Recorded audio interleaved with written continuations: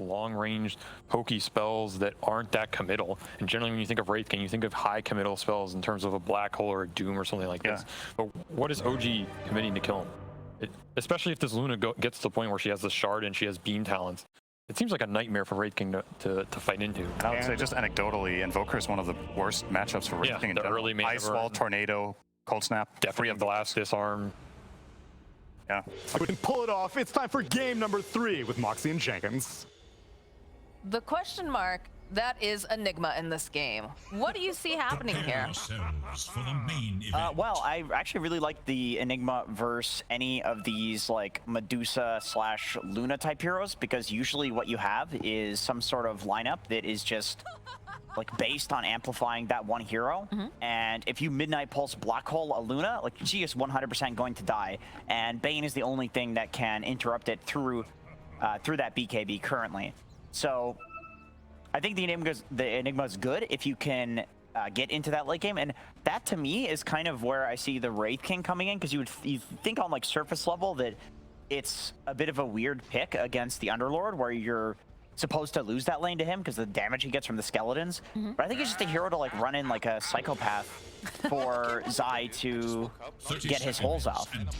So you think it's going to be more of just like a very tanky in your face sort of thing, or because it does feel like feels like the Kunkka usually provides that role, right? Yeah, Kunkka definitely does that. I think Kunkka goes for the like tanky frontlining like BKB armlet build, whereas Wraith King, like, yes, you're going to go for an armlet, but then also there's Blink, there's like Silver Edge, so it's more like a hero that's going to run around on the map and like make fights start in like a different way from a Kunkka. Like they both do it, which that's the perfect game for Enigma, right? It's like you want multiple ways of just having some chaos happen, and then you abuse that. A couple different entry points, so to speak. Exactly. It's all about those entry points. Okay, that'll be interesting to see how it all goes down, because I assume, you know, like you said, if the Wraith King does run in with his face, does have to be very, very careful, obviously. But if they are slow, they're trying to move away from the reincarnation, perhaps get the perfect Black Hole. But who knows? It is Zai playing the Enigma, of course. So this guy is no stranger to the hero, and quite a good player as well. Has a weird build, Quelling Blade, and oh, nice little Sunstrike on the range creep. Some style points right there, you know? Yeah, very nice. I mean, may as well use that early mana on Quasing Sword Invoker. It's not like you're really going to use it for early Forge Spirits or something like that, or Cold Snap. It just doesn't do anything. But it is a lot of poke, right, coming out from the side of OG. Yes. It's going to have to be very well set up. 100%, 100%. SVG's read on that that's a really good read, and I think that perhaps that's why Wraith King was also picked up. You know, you say like Kunkka already fulfills that role of starting team fights, but maybe it's like, okay, when there's this much poke on OG, it cannot just be a Kunkka. Like, we need more. So that at least to me, that makes sense for picking this hero. Yeah. Well, Cookie hop forward here over onto Taiga. Level 2 timing. It's a lot of damage. Good lord. He is forced to use that very far. Oh, it gets canceled. Oh, the first blood going to Insania. And a little tip to boot. Really well played by Liquid, pushing the lane out like this so that way they get level 2 and killing Taiga. I think if Taiga gets level 2 there, if OG has level 2, and it's just a 2v2 where they're all 2, there's no kill that happens there. Like, that's the one small window where you can take an advantage in that lane. So really well played by them.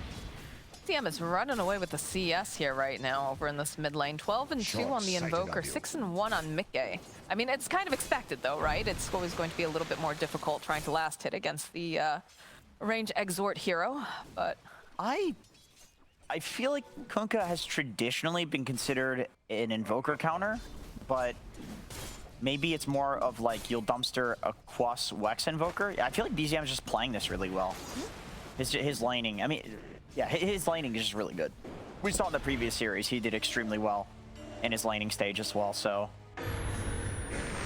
There's that Sunstrike coming in early, a little bit off the mark though. Damn. Yeah, we'll get clicked a bit. Yeah, that might have actually been a kill if the coordination between them was a little bit tighter. Yeah, you know, whatever. Next time. It's early. It's only 3 minutes into the game. We'll, you know, Well, if you're an Invoker, like the thing is, if you're Quas Exort, you're not really spending your mana like pressing things that much in lane anyway. Right. So and you have a good amount of mana regen if you're going for like Null Tallies or Bassi or like one of these items. So you may as well use it for these like Fish Sunstrikes and, you know, Sunstriking range creeps and stuff like that. Because what's the point at sitting at 100%? Ooh, BZM. It's a lot of damage. He's gonna have to teleport out. This doesn't feel very good to have to leave your lane, especially when you felt like, you know, you're doing pretty well in that lane. Yeah, and He's gotta walk back. Quas Exort, yeah, probably doesn't have boots. Not great at like walking back to lane, but you know, you'd rather that than to go down there for sure. Yeah, you definitely don't want to be giving the other mid laner any sort of advantage. Taiga in both of these games is just like going tons of mangoes. Insania too, we can see he picked up 4 of them. I think he started with 6, so it's interesting. 7 tangos? Yep. My dude had 9 tangos to start. All right. Was expecting a lot of harass, clearly. This is like the extension of the support meta that we've been seeing so far, which is just buying a ton of regen and carries starting with literally nothing. This is what it's come to. Just constantly feeding different types of regen to your core at all times. Wait, Soul Ring?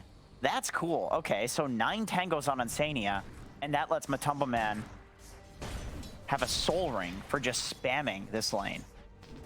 I don't remember the last time that I saw a Soul Ring Wraith King. That's crazy. That is not something common. Nice here. I'm just gonna put Boxing a little nightmare. They are aware that there is a sentry, although it looks like they were aware previously, since it's at half health. So it's gonna make the shenanigans of Boxy a little bit more difficult, as Yuragi will punish him. Let's give off a couple of these clicks and a Lucent Beam. Tough lane for Zai. You know, he's getting a lot of denies, as you will with Enigma, but Bane with the Luna Aura and a Luna who's going to be like, you know, glaving your Eidolons. Yuragi taking a lot of damage, though. He sat for a long time in that Midnight Pulse and don't get a kill.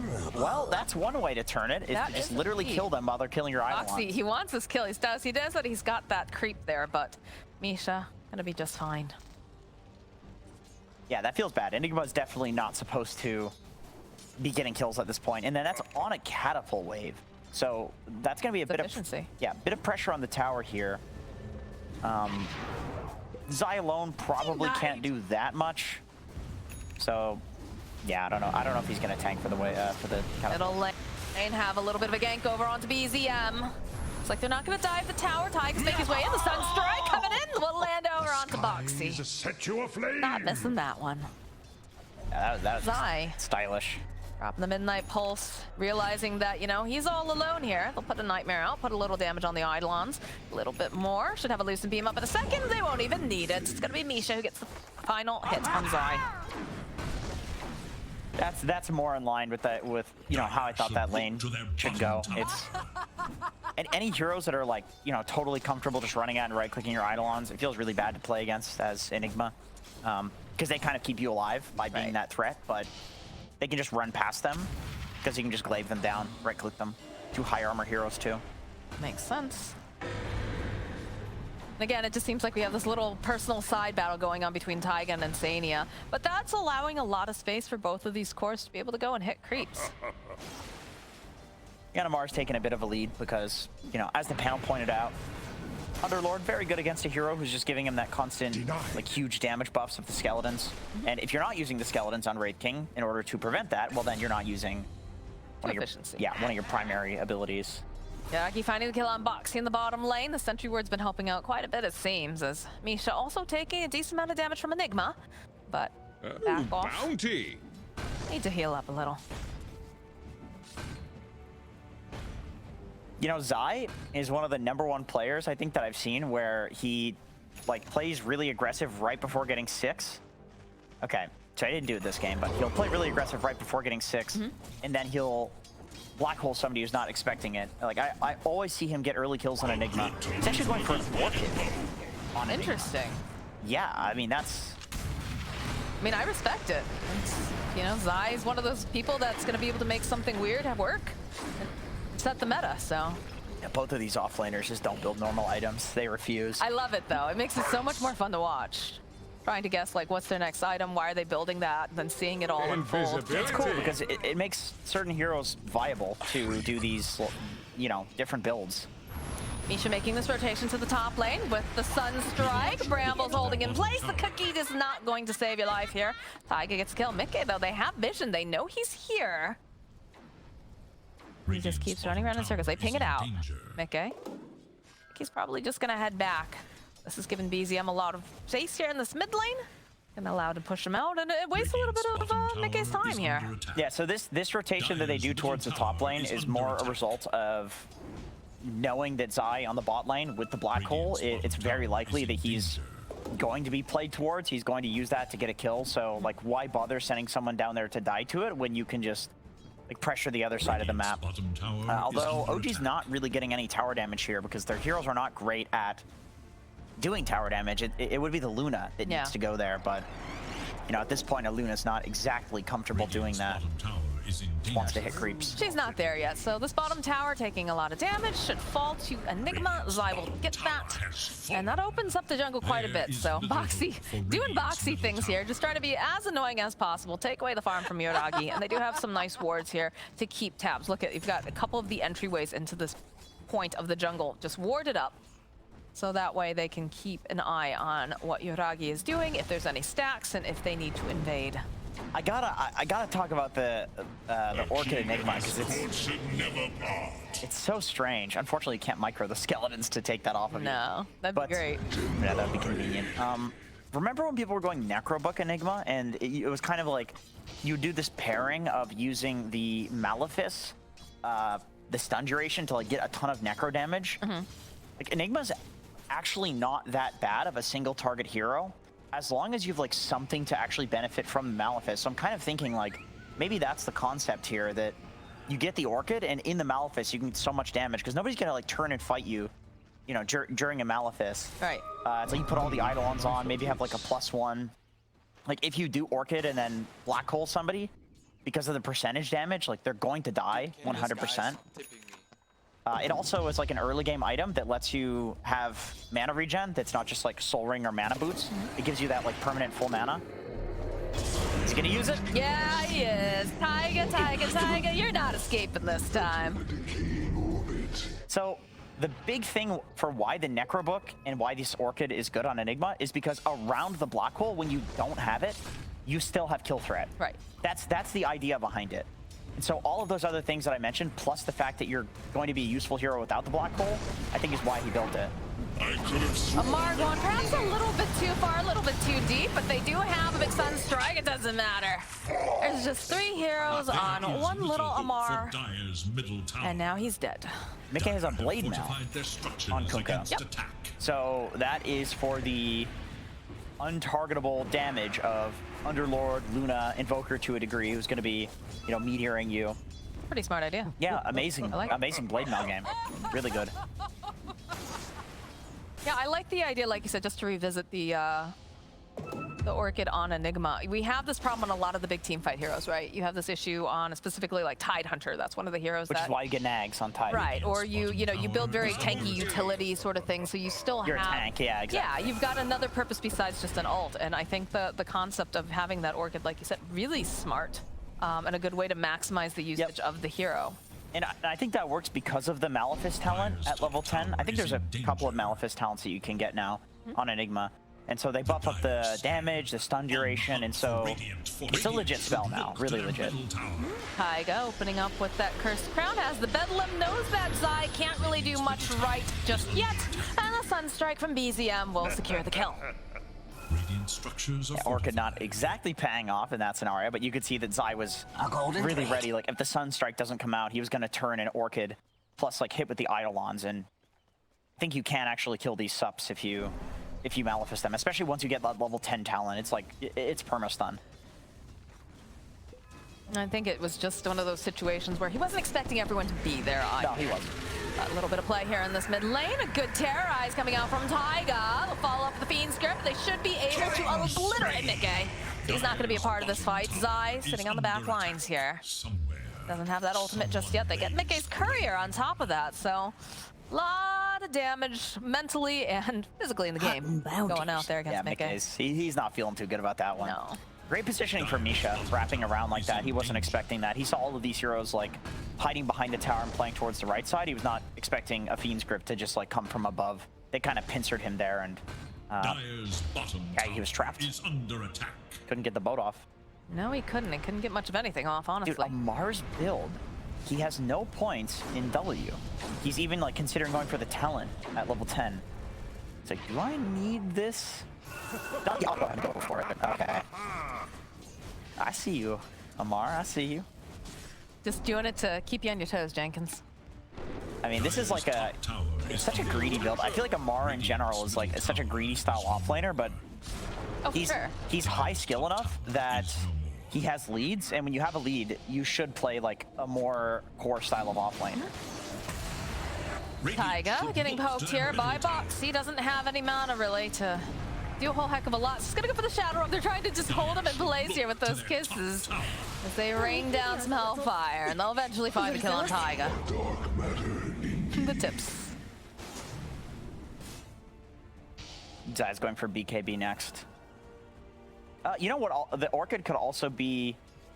Well, I mean, you could just build a Linken's for this if you really care, but to a degree, it counters the Bane countering of the Black Hole, because if you go into a fight, you could Orchid the Bane and then, you know, I feel like the targeting has to be so, like, you'd have to be so fast and you'd have to be able to see everything, right, in order to get that off. Because, like, that was also a thought in my mind, but I was like, that's so hard to actually... Yeah, it's an option, though. It's an option. It is an option. And the more options you have in Dota to put out... Oh, Taiga, again, there's just too much damage. They'll collect themselves another kill, and they'll take down some Forge Spirits while they're at it. By an old lady. So Amar goes for this casual helm and then builds into Atos. So the helm to him is just like a lane dominance item, and Underlord is actually a pretty low armor hero at early levels. So getting that helm does help you more than a Ring of Health, I think. You'd think he'd be armored like a tank. Yeah, but you know, there's also like Weaver minus armor, Snapfire minus armor. They have a lot of ways to reduce the armor. Yeah, so definitely more value than a Ring of Health. But it's closer these days with the nerfs to Helm. It used to be like Helm was just the best item for laning in general as an offlaner, but now it's sometimes people go for casual Ring of Health. Zai did it in the last game. Atos is completed though for Amar now, so they've got multiple ways of being able to catch. Eager to know Dire's peril. It's weird having the Atos with only level 2 pit though. It's not that big of a stun duration. Like usually or root duration, you want that pit to be maxed out, but and he's super farmed because of his build. Is it just, yeah, I was about to say, is this just something that he did specifically for laning, for farming? Because you said he's very greedy. So if you're able to, Taiga walking into quite a few of liquid again, and they'll find themselves a pick off on Mickey while this is happening. So I think you're happy with that, especially because they don't end up getting the kill on Taiga, and they get the kill on mid instead. Yeah, Mickey's having a tough time this game. Just the grip pair with the meatball. Oh, there's the combo. Yeah, he went right into that, so Foxy collecting the kill. They get the Nightmare off over on Snapfire. Need a little bit more damage. They'll jump forward. Oh, the Black Hole, though, coming out from Zai will be able to hold the Invoker in place. And they should have more than enough damage to take down BZM, but they'll also be able to take down Zai. Foxy is trying to put out some more damage using those little bugs. And you can see that Matu was starting to join into the fight.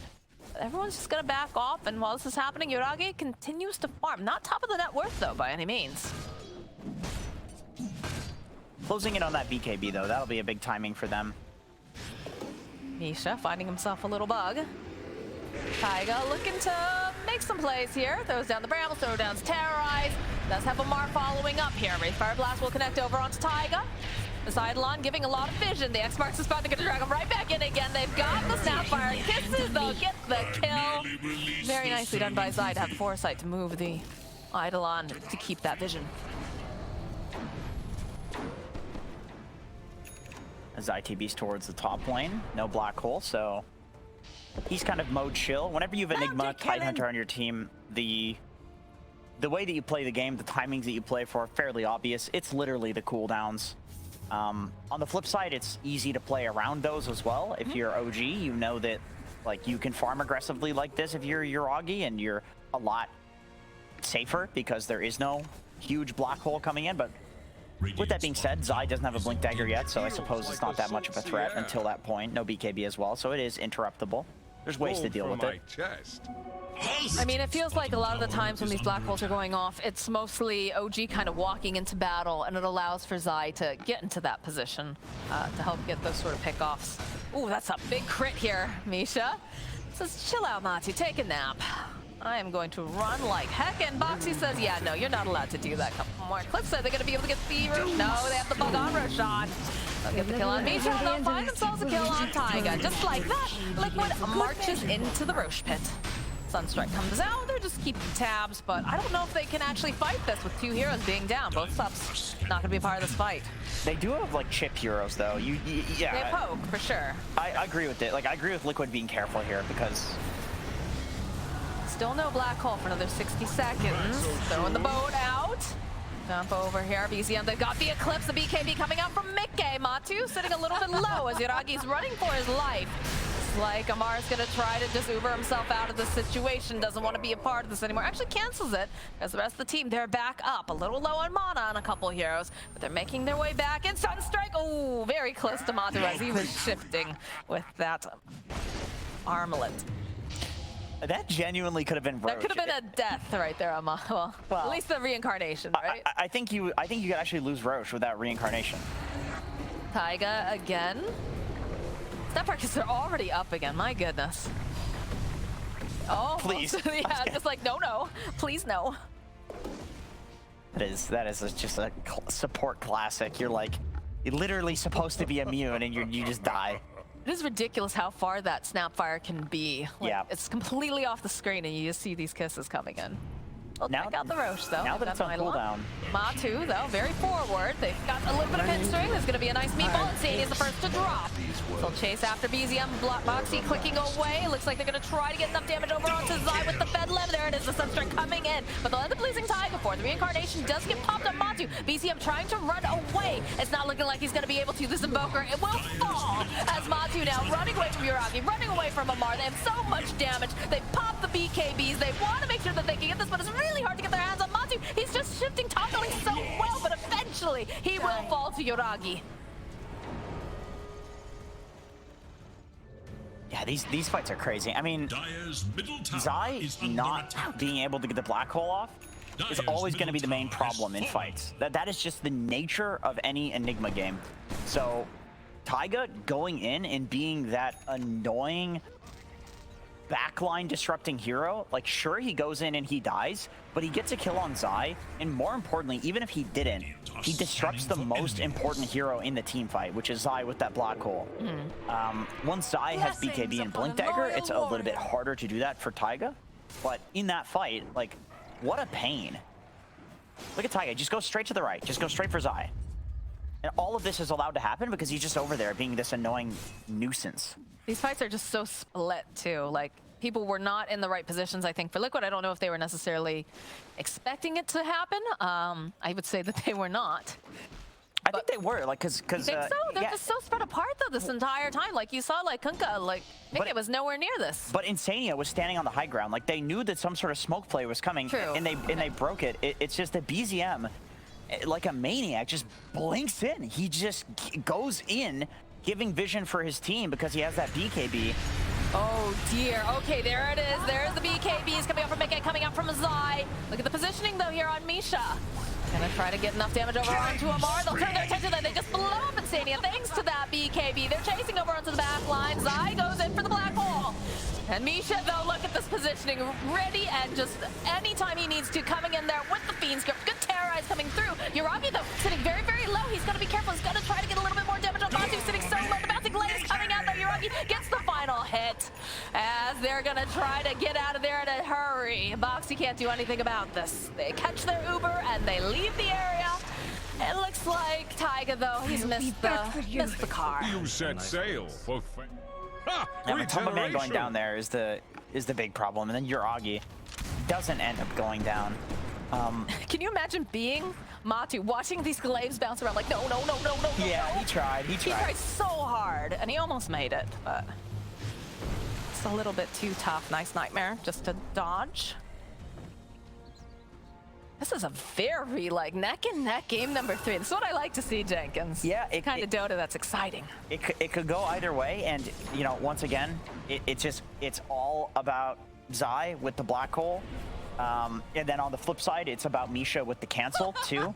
So Zai already couldn't hit an ideal black hole in that fight because without the blink dagger and just the fact that he was kind of the guy that was in the front and got gone on, he couldn't get a great black hole off. With the blink, that'll be different. But Misha also being there for the grip is like, even if he has blink and black hole with the BKB, then you're still gonna get that interrupted. But if he can get that on Yuragi, they can win the fight for sure. Watch the way that Misha moves in these fights. Like, that's one thing that, like, I'm constantly trying to keep in the corner of my eye, is that he's always so close by to Yuragi, just enough that, you know, he's not necessarily going to get hit with the black hole, but he knows what the assignment is. He understands the assignment. It's to protect Yuragi, to make sure that they cannot get the black hole off and hold this Luna into place, because Luna, you know, the majority of their big damage.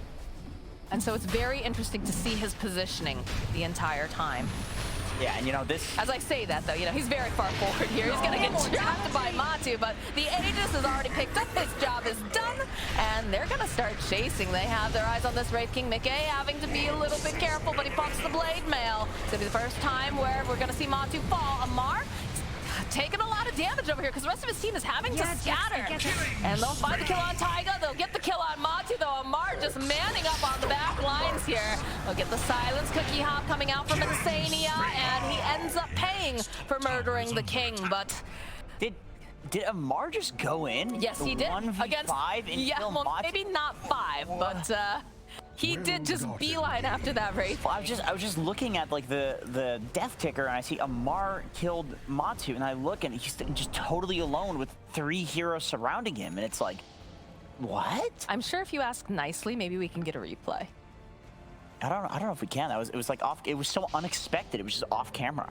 There was definitely, you could see him just duking it out with everybody. Get a replay of the mini map. That would be that'd be ideal here. All right, well, the Aegis is still on the Luna.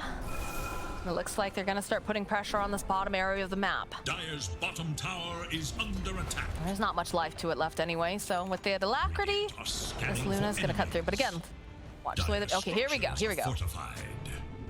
So you see how Yuragi's fighting over here, but look over here in this court with the live thing in the way. Oh, dear. So he's coming right back up, and look at this. Look how he's got the BKB active. He's just one. And he's just one guy fighting them. What? Just whacking away. Yeah, it's insane. Absolutely insane. Amar the Ferocious. What the hell was Amar that? the Fighter. Good lord. He looks very pleased with himself. That kid Worth it. terrifies me. Genuinely. My god. I mean, birds terrify you too, but well, yes. They're very violent creatures. Amar might be a bird, actually. Now that You think Amar the feathered friend? Maybe. Maybe. I don't know. By the way, going all the way back, I really like Misha's positioning in that fight, dying first. That was 100% because they needed to run in and steal the Aegis on Team Liquid. And so he just runs in and dies because he's not needed to interrupt the black hole. Now he's going to be more careful with his positioning. And they'll have Fiend's Grip, they've got the Atos, they've got everything to lock Boxy down. I think when Misha doesn't have Fiend's Grip up, he can just throw his life away for like a good initiation. And when he does have Fiend's Grip, then he can play that backliner. And he just tags along with Luna everywhere to make sure that he's in position. Yeah. One other like underrated element to Bane is definitely the Enfeeble. It's really annoying being Matu and trying to like lifesteal your way through these fights, and he's also like reducing your damage by like what, 60%. And then you have Underlord on the flip side who's also reducing that. So like, how the hell are you doing damage? You're just not. That's the problem. That is a huge problem. It's just Zai. It's really just Zai. BKB gets completed for the Wraith King, but they found themselves Misha, and he does have the Fiend's Grip that's on cooldown. So like you said, he's taking a little bit of a risky move, trying to go and do some D-wards. He's a body. He's fine with this, though. And again, while this is happening, Yuragi continues to go up in terms of net worth, currently sitting at the top, 16K, 15K over on BZM. So, I mean, maybe that's their plan, and if it is, it's working out real nice. Aghanim Scepter now completed for Invoker. Lots of good items coming out. So the likely thing to be paired with the Cataclysm this game is Bane. Nightmare, Fiend's Grip, yeah. Yeah, they don't exactly have any other great setup for it. Like Underlord is just not realistic. You know, you're playing into BKBs with roots. You're not gonna get Cataclysm off. They're gonna BKB it and just walk out of it. So, lots of pressure on Misha this game in order to set up his team. Amar just teleported out and just got a kill. All right. I'm confused. Yeah, me too a little bit, but I guess he saw the opportunity. I'm not going to pretend to know what the hell just happened, but somehow Moxie is dead. I don't know. Is under attack. All right, well, there it is. There's the Alacrity on the Luna again. Still has that Aegis for another 25 seconds. And they're just going to chew through this tower very quickly. Interesting that Yuragi has a Crystallis, and he went back for completing the full Manta style, and then he's not even finishing any Daedalus or Silver Edge type item. He's going for Satanic. Oh, the black hole over onto BZM. Taiga's here, though. Immediately Shadow Realm not going to be able to go and stop this. BZM somehow was still alive at the end, but still manages to fall. Taiga now running away. Cookie hop forward. They should be able to get this kill. Mickey gets the nice hit here. As the rest of the team on OG, they were not prepared for that. But, I mean, the thing that I'm concerned about, Jenkins, is now Black Hole's on cooldown. Yeah, the thing is, when you get this late into the game, you know, Invoker's dead for 60 seconds, so when Invoker's back alive, Black Hole will be only on cooldown for 60 seconds, and that's a tough timing to, like, take a smoke. By the time you get to the fight, there's like 30 seconds left on it if you perfectly time it. So that's a nice thing about killing a core with Black Hole at this point in the game when they're as farmed as this Invoker, is that like the death timer is just so long. So Does open a window, right? Yep. For them to at least take some damage over onto this tower. But I also think, again, this is a very pokey lineup, so I think as soon as Invoker's back up, they could try to make something happen. Radiant's top tower has fallen. You just don't have that threat anymore. Yeah, the question for Liquid is, in this downtime, do you want to play like together but safe or split and safe? And I'm kind of feeling that, yeah, OG goes for like the immediate smoke. If you play together and safe, you're risking like getting into a 5v5 fight. This is honestly for like better. They go for everything. My goodness, Yuragi does the Eclipse. We have a Sunstrike. It's a lot of damage. Like, you'd rather that be your 5, but when you split up like that after using Black Hole, you just lose one person instead of like 3 or 4, where you could lose the game off of that, you know? Right. We get an immediate rift from Amar. Yuragi running over to Taiga. I know that this Kunkka's down for 50-something seconds. They gotta flex their muscle a little bit. Foxy. I like the Affinity. I look at Amar's inventory, and I've been watching this kid play all week in pubs, and I just feel like if he hasn't, he just gets Satanic. I was gonna say if he has a chance to get Satanic, he gets one. That's just wrong. He just gets Satanic on literally everything. Like, the guy just plays carry from the offlane and then somehow solo kills carries and weavers off screen to the point that we don't even we can't even conceive of how the hell it happened, you know? Yeah, he just walks into 3 heroes and, you know, murders position 1. It's just, it's gotta feel so weird to play against. It's just weird. Because no offlaner plays like this.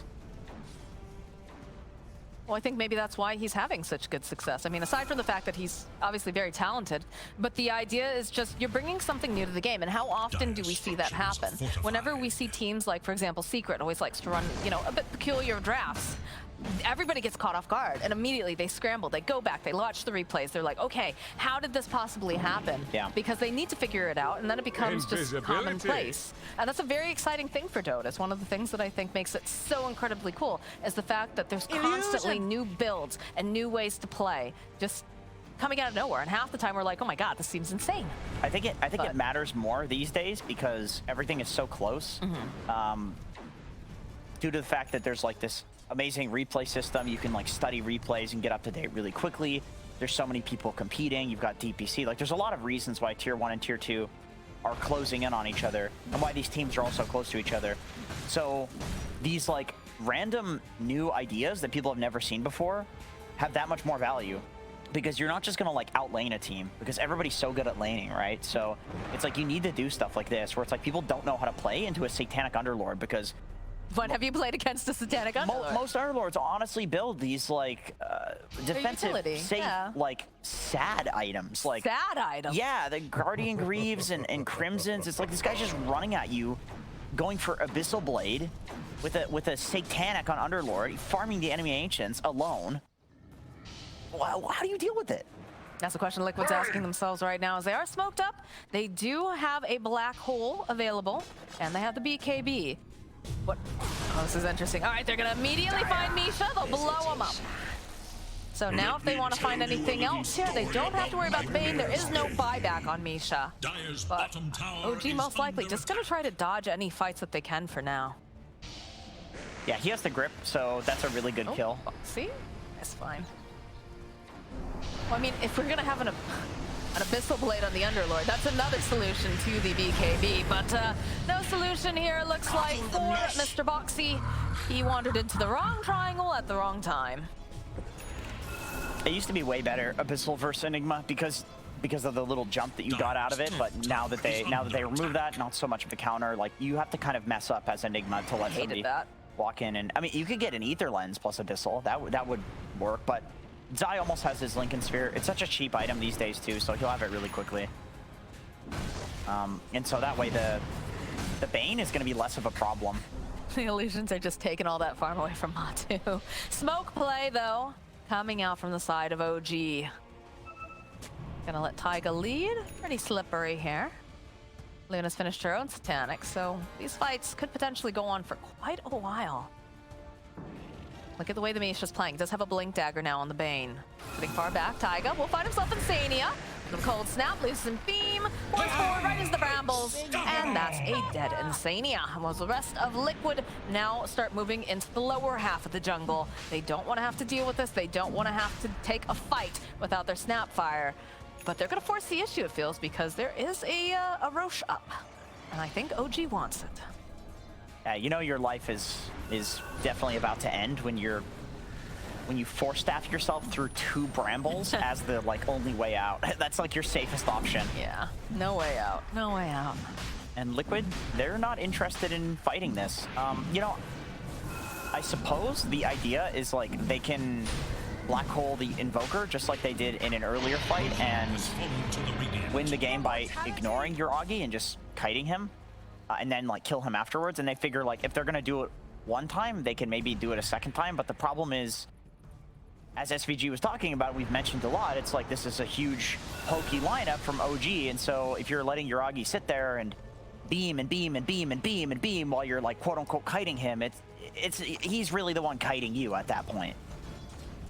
That is so many summons. I know. Somewhere there's an Earth Shaker that's just twitching, just like I know it's there somewhere. Somebody needs to deal with that. All right. I like this. Okay, we've got the Lincolns on Zai now, so that's going to make it a little bit more difficult. But the positioning has still been just really excellent, and there's still ways to go and cancel this black hole as long as they know about that Lincoln. So perhaps they can get the jump. BZM also, he's got his Elon disc. It's disassembled and locked, so he can use it in the black hole. Into the Terrorize, they've got the 2 Sun Strikes, and that's a dead Boxy. All right, I did not anticipate that as a combo, but they grabbed themselves a Wraith King here.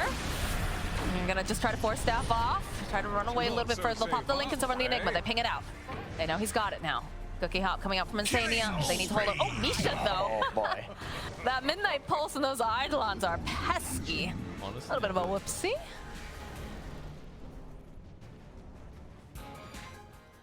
Yeah.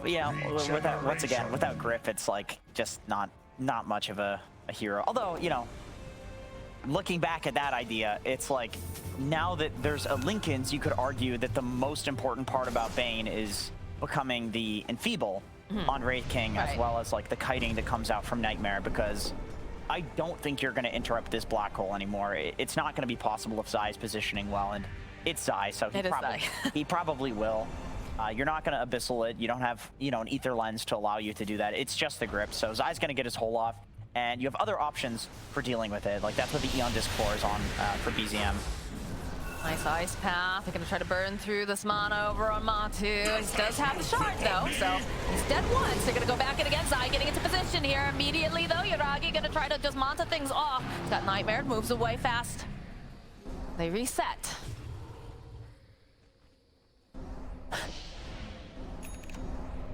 Yeah. Whole lot of happening for nothing right now. Not much else to do in base other than just spin. Sometimes that's what you got to do. They did take out the reincarnation, so things are very scary for Matu to go forward here. Yeah, with that nerf on Wraith King too. 40 seconds, or 20 extra seconds he has to wait. Okay, all right, they're going to try to make some plays here over onto the Luna. Still has the Aegis. This ticking down. The Midnight Pulse hurts. First, Death of Luna down. They're going to try to maybe grab her, get out of here. Okay. They don't need to push their luck right now. They'll just back. Is this a fake back, or are they going to try to move their way back in again? I think Amar was worried about the hole into the Aegis, so he just prevented that entirely by bringing him to the creep wave. And it's not far enough away that it's like, oh, they're out. You know, no, they're still in. That was just in case the whole follow-up was going to come there. So it's actually a really good read by Zai to not hole there. He's like, it's too obvious. There's going to be some sort of save coming in.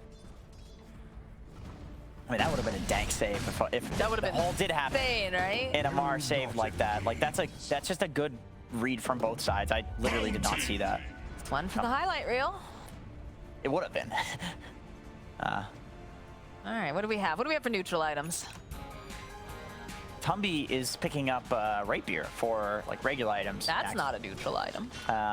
It's actually very non-neutral. It's quite aggressive. Quite aggressive, yes. So he had it queued up in the previous game as well, or the first game, I should say, and never got around to it. Never got around to it, but you know, Wraith King is one of these heroes that the Rapier still is that like, you know, you're power spiking the entire game, like you're stronger than us. You get the Rapier, all of a sudden like we're twice as strong as you. It used to be like that for every single hero when it gave True Strike. But now it's more so just only really good on these heroes that benefit massively from the Rapier damage, which a hero that has a built-in guaranteed crit, of course. What kind of trouble we can One-shotting people is never bad. Radiant's bottom tower is under He also has a attack. cleave talent now, for some reason, on Wraith King. So that's pretty nice as well, with the Rapier. Yeah, that'll be able to help clear very, very fast and put a lot of damage for sure. They haven't really been able to move out of the base, though, over here on the side of Liquid. They're getting a couple more of these neutral items. Boxy, though, does get spotted out. 3 meteors. Again, that is the Aeon Disc getting popped here. Boxy trying to teleport out. I'm not sure if he's going to be able to because he gets terrorized and he gets clicked down. Easy N getting the kill. Looks like they were trying to make something happen. Yuragi get in position. Misha, he can't afford to go down like this, but he will get slain. What happened during that? Did he use a Fiend Script? No, he didn't use it. Still fighting. Found themselves another target. Zai going to the black holes. Only going to be able to go and grab Amar, but look at this damage that they're just able to output. Amar's not allowed to fight at all, so they will find themselves a kill. With the black hole to follow up, though, got a tornado EMP, but it looks like it's just to disengage. You know, Taken down 2. it's 11k goal lead for OG, but I actually feel like Liquid's in a pretty good spot. They're getting into the late game with Enigma. There's not great ways of canceling the black hole. Zai's going to be getting that refresher fairly soon, so instead of that just being a kill on Amar, who should be, you know, completely unkillable, it'll be a kill also on Yuragi, should be unkillable, unless they die here. No, they're trying to make something happen. They've got the dust, they've got the X off, but not going to be able to connect here as already BZM runs away, uses that BKB to ensure he can escape. I was not looking at the minimap. BZM just poking again, and he seems to do this on every hero, where he just blinks in, just uses spells, like, baits you into thinking that there's a bunch of people behind him so that you press stuff. And, I mean, it can be so game-ruining for your opponents to, like, get baited by that and press things, but Liquid didn't exactly take the bait there, and, you know, I suppose being Game 3 in a long, intense series like this, you do tend to get used to a certain player's play style. I mean, it is a situation, right, where you're Not sure about oh goodness, okay. There was an Insania there, but Matumba Man jumping in. Knows that there doesn't have that BKB quite up and running. Zai getting into position here. He gets signs that he's trying to go. They pop the Lincolns. Bane just getting stunned up. He's just taking too much damage, so the buyback will pay off as Misha does come back again. Mickey taking a lot of damage here from Yoragi. They need to get a little bit more damage than Tiger. Are they going to be able to do it? They've already lost Taga. And now Matu. There is a big cataclysm. Is it going to connect though? Connects over onto Boxy. Matu running for his life. BZM, look how fast he is. He wants to try to grab him, but he's just not going to be able to close the gap. As multiple buybacks occur during that fight. So there's no Roche. That fight is just kind of like both sides are just hoping to kill an important hero and run down mid and get a Rax, but didn't really happen for either side. I think if you're Liquid, you're happy with that because you don't have Black Hole and still the fight goes decently for you.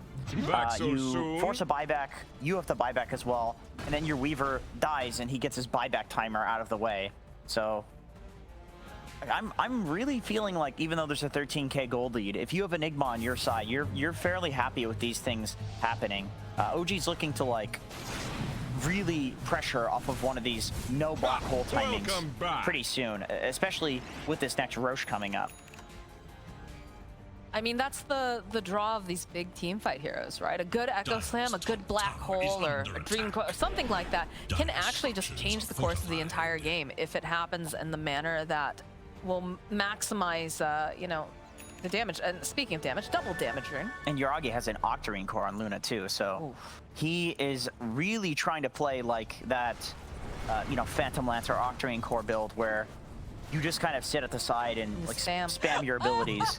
So this is like fully committing to that idea of you're never gonna Black Hole me because I'm never gonna enter into a fight. We'll see if it works. I will say it's a little bit odd, like looking at the lineup and looking at the itemization that came out from a lot of these heroes. Like I guess the main initiation comes out from BZM, right, with a long range tornado or something. Because you don't want to have Misha that far forward. Yeah, it's like BZM or Taiga. Like yeah. They've both been a little weird. But Taiga can only do so much. Yeah. Smoke play, though, coming out from Liquid. They're going to try to make their way out of the base, see if they can grab any stragglers. I'd love to get rid of Misha again, I'm pretty sure, but gonna let Boxy scout. Is it Kuchi? Yeah, the refresher orb is completed now. This is a big item timing for Liquid. If they can get 2 Black Holes off, just turn the tide completely. We can see a huge gold swing. And Roche is up. So this is the time. Taiga gonna walk the Boxy, cookie hop, goes into that Shadow Realm. We'll drop the Midnight Post. It's a little bit of a hex coming out. BZM chasing after the Weaver. Taiga, though, taking a lot of damage over on the side. Gonna go in for those long range Sapphire Kisses. Taiga has himself a Yule, buys just a little bit more time. Not enough, though, so he will fall.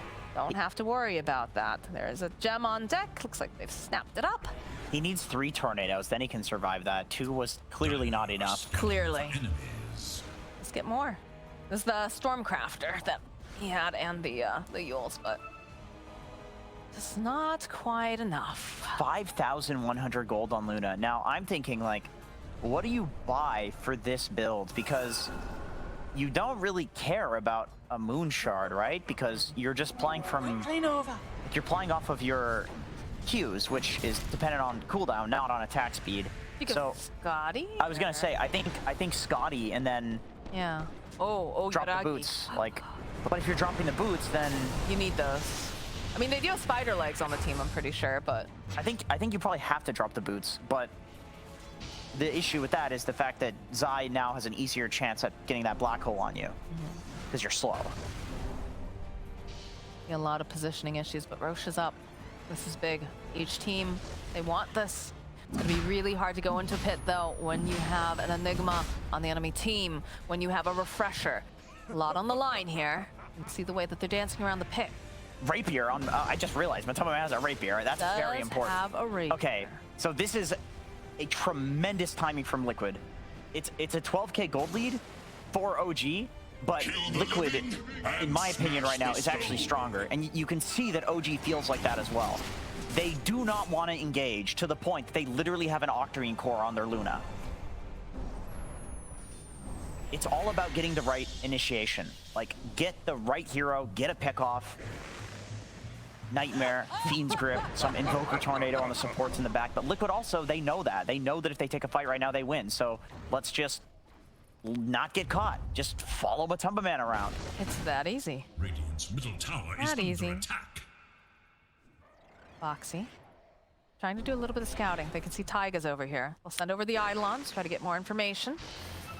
Boxy's got to chill He's for like got- 10 more seconds, dude. He's got his Eon Disc up in 10 seconds. Like, he is risking. I Big mean, time they're here. just poking away. He's got his Time? Eon Disc. He's good. He's good. He's chilling.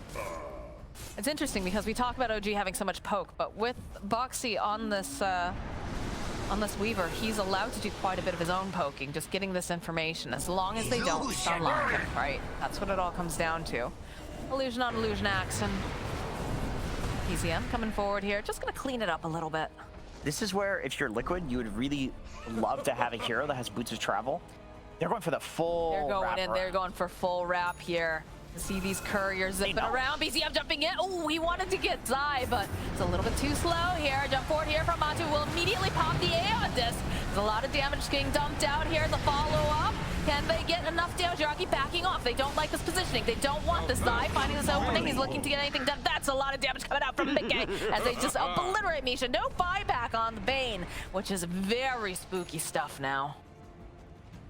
Mickey picking himself a completed Hex. Okay. They're going for full control on the side of Liquid. They know that they've got lots of damage from Matu. And they're all just buying out. They're saying, like, this is where we win or lose the game. Radiant's bottom To the pit tower they is go. under They don't attack. have the Bane. This is very, very scary. Reminder, they have this refresher on their Enigma. And they don't have a way to cancel out these black holes.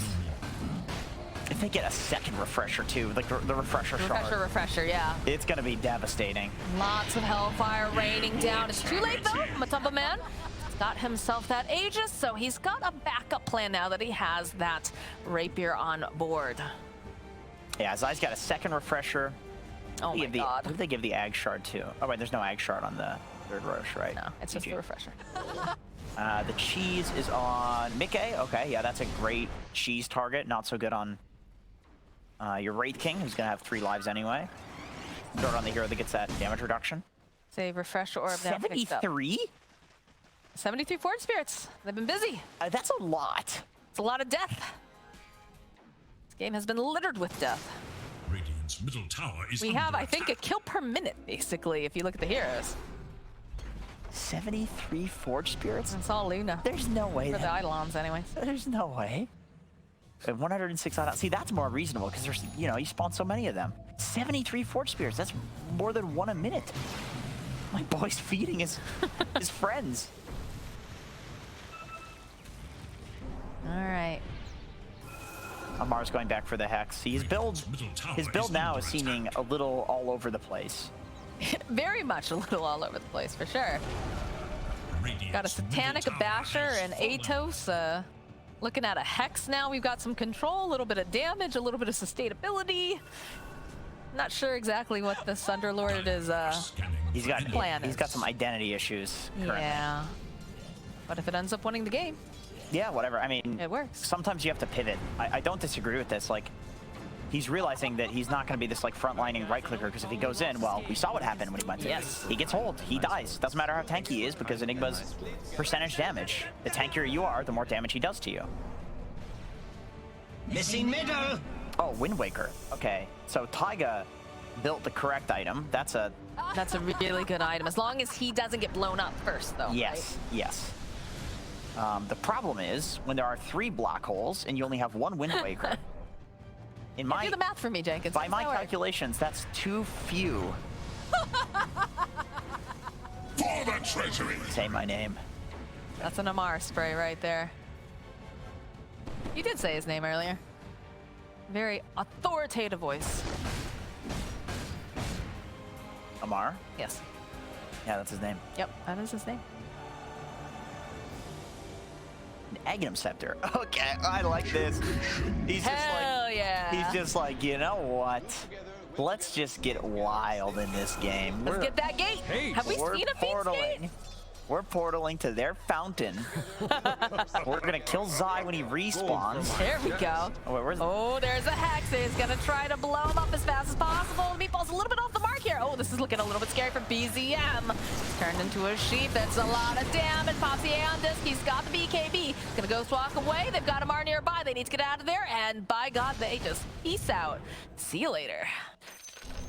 Zai unfortunately got his blink canceled just at like the last second by that ice wall. I think he was looking to Use one of the holes. use one of the holes, yeah. And BZM, nice positioning, putting that ice wall down to cancel Zai's blink and then playing like at the far end of it from Zai. So They that, moved the refresher, by the way. yeah, Wraith King. Yeah. Let me see. I mean, I suppose it's because he's got a rapier, and so you can refresh the ults and get that third life. The Aegis is also coming to an end, so... Did I see Witchbane on Wraith King? Yeah. Witchbane. Maybe to deal with Enfeeble or something. I don't know. Oh, wow. That's cool. That is very cool. Look at all the Dang. brambles. It's like Sleeping Beauty's castle over here. Well, he can also Witchbane off the Alacrity, which is not bad. They've got they've got the Kunkka Blink Rapier on Wraith King, so they can do this like X sieging. And there's not much that you can do about this. I mean, I suppose you have the Wind Waker. Then you're dealing with a... You'd have to commit pretty hard, and that's very difficult because pretty much all of their stuff has some kind of a wind-up. It's a 4-life Wraith King too, so not exactly the best thing to be Wind Wakering into your base. Definitely not. It's like inviting a bear into your house. Don't invite bears into your house, guys. It's not a good idea. They maul. They do indeed. Not the kind that you would hang out in as a kid. Well, not, I mean, I wouldn't. a lot of people are Zoomers now. They don't know what that means. No, that is true. I'm sorry. Not with Dota players. Let's be real. We're all old. Except for T-Gov. Yeah, baby. From the core of the universe. Look at him. Fiends get Look at him. He's copper. creeping. He's thinking about it. He's like, if I had a portal right now, I could be in Fountain and in these trees right now. He's tempted. He sees all these lovely Eidolons. But he's the only one who's able to really make steps out of this base right now. It's just too difficult for the rest of the team of OG. So Amar's got to be that guy. BZM is trying to push out a little bit, but immediately, you know, backing off, getting back into the safety of his base. Smoke play coming up from Liquid. It looks like they're probably going to try to punish Amar, if possible, perhaps. Now the question is, what does Amar sell for the eggs? Does he wait until he has the consumable? Is he going to sell the boots? The basher? I feel like you can't sell the boots, right? Because the boots just make him he's so slow then. Even though he does have like the blink, right? He's got that mobility item, but there's a lot of ways to cancel it out. And you don't want to be stuck in that midnight pulse. I just big don't know boy. if you want to sell Oh, big boy. BKBs. He's gonna just teleport on out. Throw out a little cheeky damage on the way too.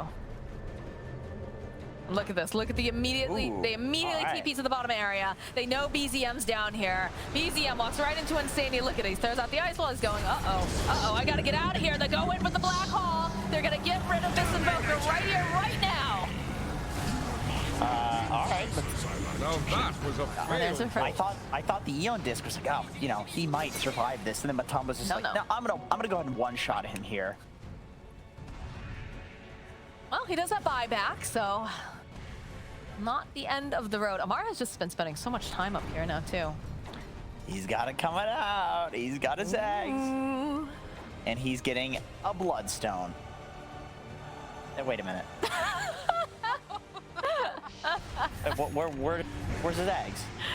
Oh, that thought. There's a nightmare immediately being placed over here on Matu. He didn't buy it yet. Passable muster. Dyer's middle tower. You're so excited. I wanted to see the eggs. So excited. Not quite there just yet. And Matu, they're gonna keep doing these cute little plays here. Just put them into sleepy mode. Force him back. Nice for Mickey to hit the torrent there, just in case the Wind Waker comes out, keeping Matsu in the base. That could be bad.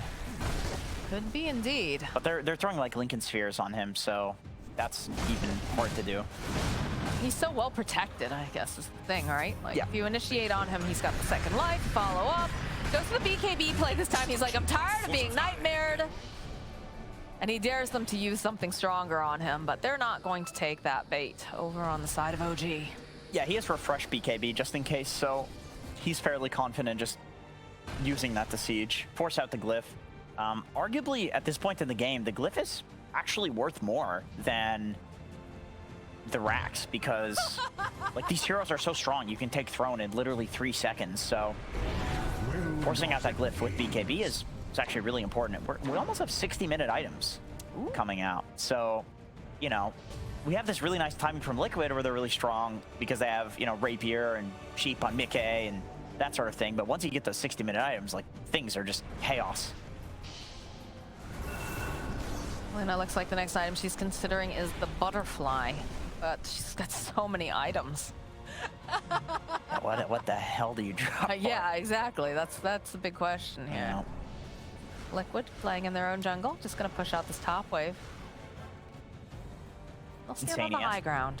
He's got a Lincoln Sphere too on Insania, so that's gonna be a Lincoln Sphere that he can put on his team. That's to, you know, protect his Wraith King. Oh, Okay, the all right. Eidolons. Oh my goodness, they take an entire racks here, so they're gonna have to send BZM back. They lose 2 racks here. Yeah, another, you know, chaotic element of these like 60-minute scenarios is 25s on heroes. Like Enigma with the Eidolons, they do so much damage at this point. You summon like 15 of them or something. +5 demonic conversion Eidolons, yes. So you have a full army. Yeah, it's ridiculous. It's so hard to execute fights at this point. It really comes down to like, if one hero on either side gets caught out, it can be GG. All right, Yaragi trying to just force them back. It is a Luna. The Glaive's bouncing. Amar's already in position here. They've popped the BKB over on Yaragi. They're just going to take as much of the base as they can. But there is a little bit of poking back and forth here in this mid lane. Boxy continuing to try to push out the wave. Yeah, this is getting pretty spicy. I like this. You know, Cheeky. you got one side doing this like X play to siege the high ground, and then the other side they're using Amar to rift out. That's pretty nice. I mean, either side, there's no fort on either side. Like either side could go throne at some point. The game could just blow up. Another Sun Strike. They realize they're in the pit. Immediately the smoke coming out for OG. They want to try to fight this, but this rush is going down way too fast. I mean, going for the cookie hop, they want to ensure that they can pick it up. There's a lot of nice juicy toys on the ground. Except they're getting picked up on Mickey. Just gonna grab up that Aegis as well here as OG will back off. Oh, we get a Giant's Ring. Oh. Let's go, baby. Let's Tumba. go. That's a big skelly, man. Now, the best thing about this is it means he can drop the boots and he's still insanely fast. Like, Yeah. when you're a Rapier Wraith King, you're so happy with this. All right, Fallen Sky. Fallen Sky, that could be Who do we very good. put a Fallen Sky on Book of the Dead? That's one of the worst ones that you can get. Although, if we're going for some throne race, like, I mean, you know, it's good for that. Book of Shadows too. Very nice. Very nice for. That's a weak item. You want that You want item. the Stygia You want the yeah. Desolator. Deso 2, baby. Yeah, that's like the highest damage item in the game right there. Legit. You'd I rather was saying for positioning purposes, the Book of the Shadows is pretty nice, but I don't know. I find it to be very underwhelming. I'm always disappointed. What's up with it? Hey. What's Hello. up? Hello What's up? there. You can't even see him because he's so large. Gem gets dropped on the Oh, that's ground. a dope item. That's Mirror a good Shield one. is so good. Yeah. Oh, Holy hell shit. yeah. I mean, against Bane too. You're just like, well, what the hell do I do? I'm gripping myself. That came out wrong. All right. Nice. Ooh, Zai, though, is getting clicked down by some of these summons. That is a very long X marks the spot. My goodness. He is just not even able to clear that because the Book Look of the at Dead. He's just walking right. Yeah, look at this. Oh, looks like the Book of the Dead building into an Octarine core. Very nice. Now it's Invoker. Refresher cute. Invoker, Strength Blink. This man is far. Oh my god. Matu, just giant skeleton man. This looks like a Dark Souls boss at this point. Yeah. High Lord Walnir. That's the skeleton boss. In Dark Souls. Yeah, Yeah, that's he it. looks like that guy. He looks like him. He really does.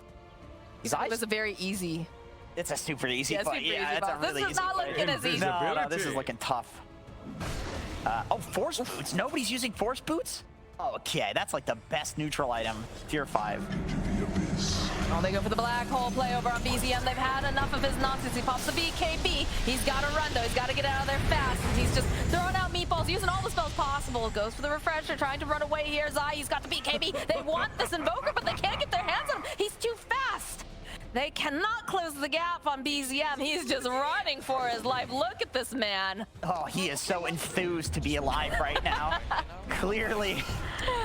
Fight me indeed, but you gotta catch him first. Got Arcanist armor, and we've got, To be honest, that's the look of somebody who just shit their pants. Like, is just looking. You sound like you'd be an expert dead serious. on that. Yeah, you look dead serious because you're like, oh no, I'm on camera. Just got play cool, play cool. Yeah, that was nice though. That Nobody was using nice. force boots. I think Zai actually used a refresher for that too. So I don't know if he used the refresher shard or the Apex. Find out. Oh baby. Use the, we just have the refresher orb on cooldown. Okay. And the shard is gone? Shard is gone. Okay, so he used both actually. So he still has one black hole left. So they're fighting into one black hole instead of 3. That's a little bit more doable, I think, for OG, but still very scary when you consider how big Mr. Matu is. Immediately, BZM, they're like, nope, get in the car, we're getting out of here. Misha, get in this car. And they're gone. Even going for that BKB.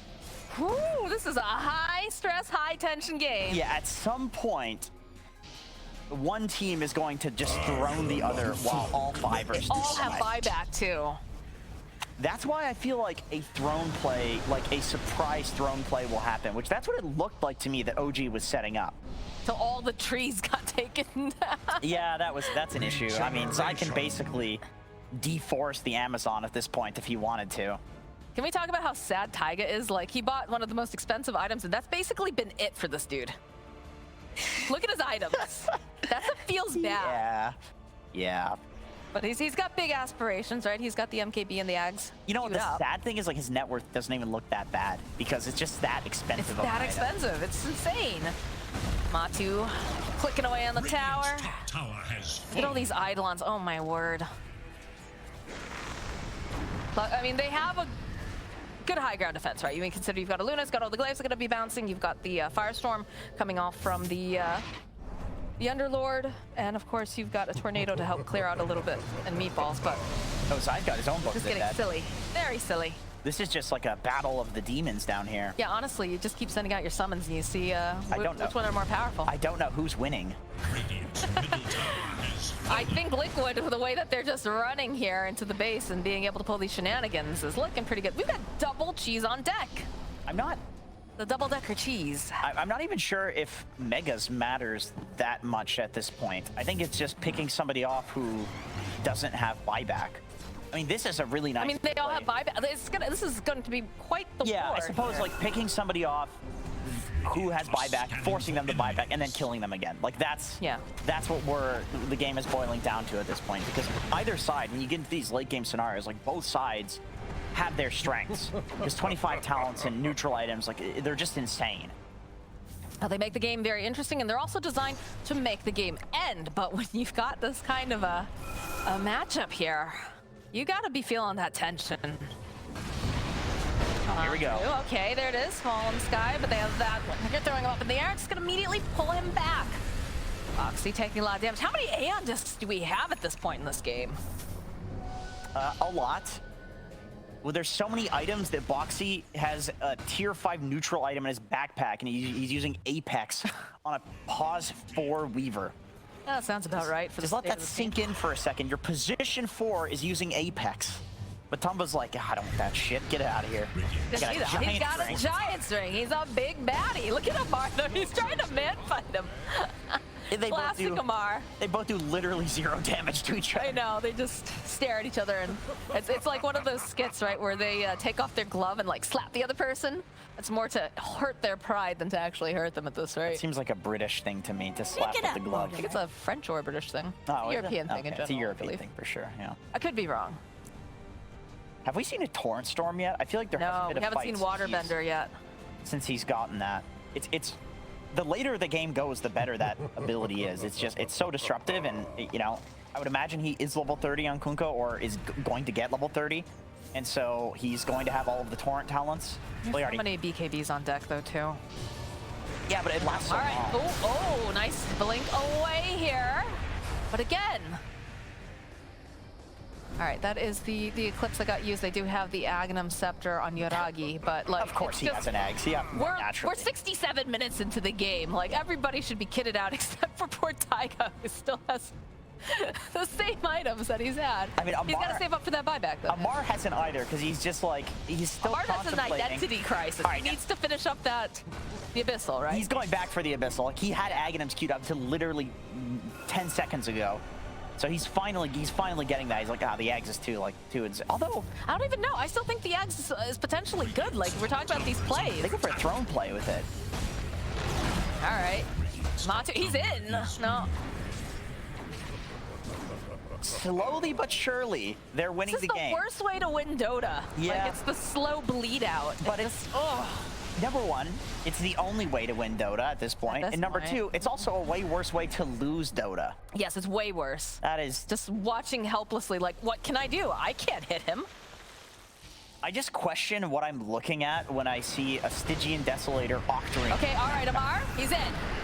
Nightmare comes out. They've got some of those creeps hitting the base, but there's a big cataclysm coming in. Can they take down this Wraith King? Now he's back up again thanks to the Weaver. There's the Black Hole coming out from Zai with that BKB. He's already trying to go in for a second time, but be able to take down first up. But Taiga, he won't fall. Amar falls back in. It's going to be Amar and Taiga buying back again. They want to get in there. They have another Black Hole over here on the side. They're trying to put enough damage out. Overall, they'll be able to take down Misha. Misha buying back. They're going right back in again. They want to get these kills. Yoraki jumps forward. He gets the kill outside. There is no Enigma. Does have buyback, though, as the rest of the team on the hunt. The buyback for the Enigma Boxy running for his life as he gets another kill, and Sania will fall. More buybacks. The base is getting hit, though, with these creeps. As these fights go on, they've sent the troops down the mid lane as they take a moment to breathe after a big battle, and a lot of buybacks expanded. And Jenkins, Roshan is up and alive. Do they try to challenge? Can they even challenge? There is no Black Hole on the Enigma. But this Roche is going down so fast, I don't think they get there in time. Mats brought his own refresher now, too. Good God. There's just so little to analyze at this point in the game. It's like, that fight was just Zai trying to hit Matu? anybody with Black Hole. Yoragi, they've got the Alacrity. Middle tower is under attack.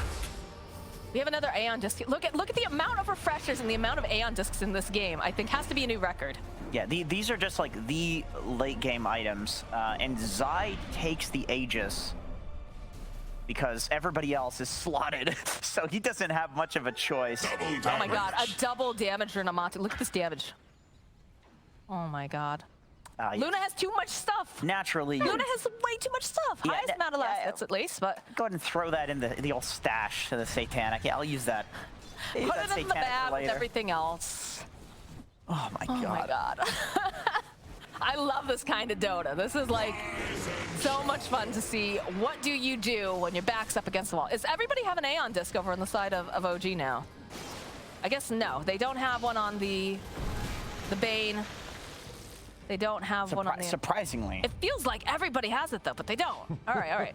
Another smoke play here coming out from OG. They're looking to poke. They're looking for some sort of engagement refresher on Luna. Again, reminder that there is a refresher on the Wraith King.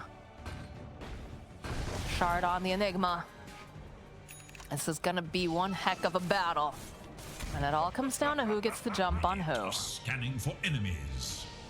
This is going to sound absolutely insane. Everything you say sounds insane. Well, it's also 71 minutes in. I feel like Matama Man is not actually doing damage, even though he has a literal rapier. Like, they're so tanky. It's just, they're so tanky. And because he has this refresher, they're somehow able to kind of ignore him and just go for everybody else. Like, the supports' lives are the most important at this point in the game for both sides. BZM gets found out here. Does have buyback. That'll be the Snapfire Kisses that get used. So they do find themselves a pick-off on the side of Liquid. That could be enough to open the door. But again, they do have buyback on Invoker. Nullifier has insane value at this point because there's... Oh my God, yeah. There's like the Wind Waker, there's all of the Eon Discs that you were talking about. It's like, when you get a nullifier against like just a Necrophos or just one Eon Disc, it feels good. When you get it against like 5, it feels like literally just the most busted item in the game. So great pickup from Mickey. All right, Liquid making their way towards the base again. Look at all these Eidolons. Yaragi just throwing out those lucent beams, trying to clear out the creep wave. And again, this is a Luna at 72 minutes in, so pretty easy to do, but it's also very scary to approach the creeps. And at this point, I'm sure that Megas doesn't even matter. Like, this is, you make this play on Liquid because it's really all you can do, but it honestly doesn't matter that much. It's going to boil down entirely to somebody getting picked off without buyback, or Zai using all of his black holes and then not having one up, and then OG just literally runs down mid. It's like, yes, it looks like Liquid is ahead in this game. Yes, it looks like they have full control of this game, but all it takes is one opening for OG, and they can run down mid and instantly end the game. So it could go either way. And just cleaning up all these creeps. A jump forward from Matu. He's in. He's looking to see if he can blow anybody up as quickly as possible. Amar already, though, is looking to try to get people out. He does get Hex up. There it is. There's the black hole over onto 3 side. Perfect positioning, but it's not going to be able to finish up. There it is. Second black hole is going to be able to grab the Luna. They'll take down Misha. They'll take down Yuragi. Yuragi going to have to buy back immediately as they do get the kill over onto Amar. They need more damage, though. They need to take down this Wraith King, and they'll take him down once, but he's coming right back up again. OG looking to find the entry to go and just continue this fight, but it's so hard. They almost managed to get the kill. It's like, all right, oh, Yuragi, he goes in very, very deep. He's got to run. The Matu's hot on his heels. They're going to chase him. The Hex comes out from BZM, though. Can they keep it alive long enough so that Yuragi can get back into the fountains? Too much damage. No, they'll be able to save him just in the nick of time, but there it is. They're going to try to drag Taiga right back out using the black hole. They'll get the kill on Taiga. He does not have buyback. Mickey sitting a little bit lower on the side. Yuragi trying to man fight over here onto Matu. That's going to be another reincarnation. He's coming right back up again. Stunned into place. Follow up with the tornado. Yuragi looking for the moment to go and drop that lucent beam, but they're just focusing down over on the buildings. They know that they don't have the buyback on a lot of these heroes. Meteor's getting dropped to try to push them away. The Tsar, but they call GG. Team Liquid just absolutely obliterating OG in that last fight. It's so hard to make the right call at that point in the game. I liked what they were doing with the sieging. I loved the patience.